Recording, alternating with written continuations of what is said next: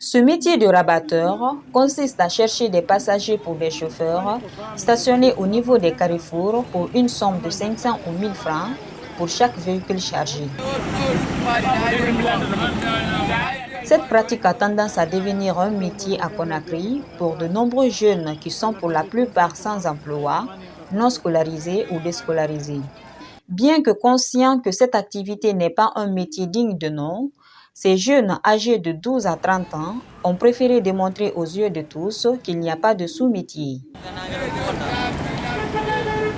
Ici, au rond-point de la cité Anko 5, Abdoulaye Sissé, mineur de 12 ans, a volontairement cessé d'aller à l'école depuis près de 2 ans, souligne-t-il.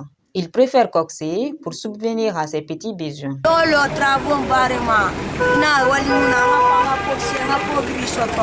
De la cité Anko 5, direction Koza. Ils sont nombreux ces jeunes qui courent derrière n'importe quel véhicule qui sont à la recherche des passagers. Souleymane Kamara est âgé d'une trentaine d'années. Également rabatteur, il explique les raisons de son choix. Mais ça là, c'est pas un bon travail même ça là. On appelle pour les gens, pour nous encore on va gagner un peu. On vient appeler les super ici, nous donnons comme ça 1000 francs 500. Tu peux gagner par jour comme ça, 20 000, 30 000, 40 000. Quand tu gagnes ça encore, c'est pour partir manger sur. Si demain encore, ça encore, c'est presque fini. Parce que tu vas déjeuner, tu vas manger, tu vas. Souvent, c'est les passagers même qui nous donnent un peu. Parce qu'on n'a qu'à chercher la voiture pour eux. Quand on finit de chercher, un passager peut te donner comme ça 2000. Rencontré au marché de Koloma en train de chercher à s'embarquer, ce passager décrit la situation et plus loin, il dénonce aussi ceux qui profitent de la situation en se disant coxeurs. Il y a trop de coqueurs vers Bambeto, aéroport, rond-point Bessia, Matoto, tout ça là c'est le manque de travail. S'il y a le travail, c'est pas bien, personne ne peut pas faire coxeur. Vous savez, tous les coqueurs, certains coqueurs, c'est le banni. Il y a certains coqueurs encore. Il est en train de débrouiller pour gagner des manger. Justement, ces coxeurs sont souvent accusés de vol. Un fait qu'ils rejettent d'ailleurs à bloc. Ils se défendent donc. Il y a des gens qui nous calculent comme des voleurs. On ne veut pas voler quelqu'un. On cherche à manger.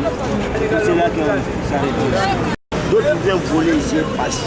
Quand il finit de voler, il prend une voiture comme ça. Maintenant, les passagers vont ici. Nous sont arrêtés ici, c'est nous qui faisons ça. Alors nous, on ne fait pas ça. Nous, on ne peut pas gâter où on gagne un peu de l'argent, pas gâter là.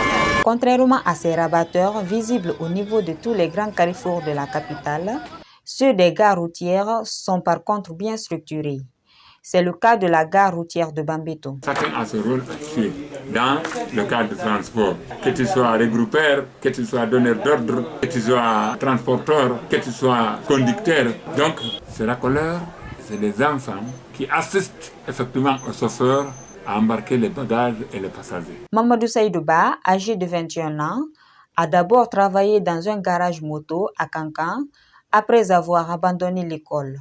À son arrivée à Conakry, il y a de cela 2 ans, il a préféré être apprenti de bus sur le trajet Conakry-Labi.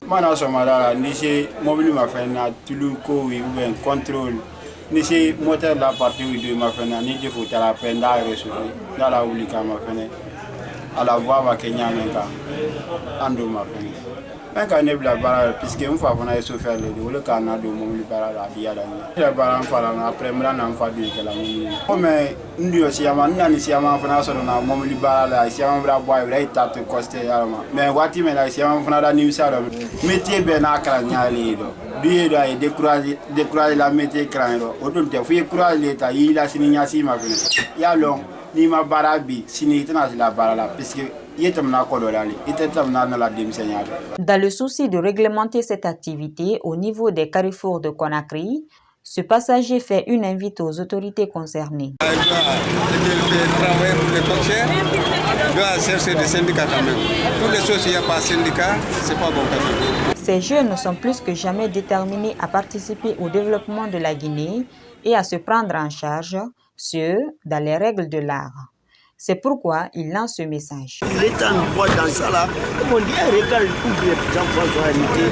On va les pas. Peut-être qu'ils peuvent travailler. On va travailler, non. Quand on gagne seulement travail, on travaille. Mais on ne gagne pas travail. Où on va faire ça? On va venir ici.